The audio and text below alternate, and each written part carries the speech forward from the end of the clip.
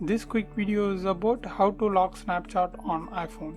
Actually, I'm going to show you the simple shortcut way. So quickly open your shortcut app. Then tap automation. Now click create personal automation. Now just scroll down a little bit. Then you can see this option app. Open that. Here make sure is opened is ticked and tap choose. Now here just select Snapchat.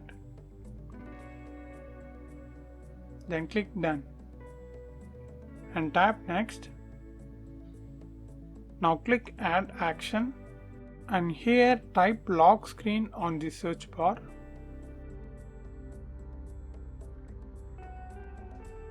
Then you can see this option lock screen. Click that.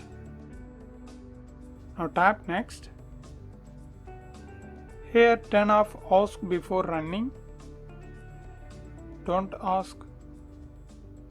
Then make sure notify when run was also turned off. Then finally click done. That's it. Now minimize this and long press the shortcut app and tap edit home screen. Now click this minus icon over shortcut app and tap remove from home screen.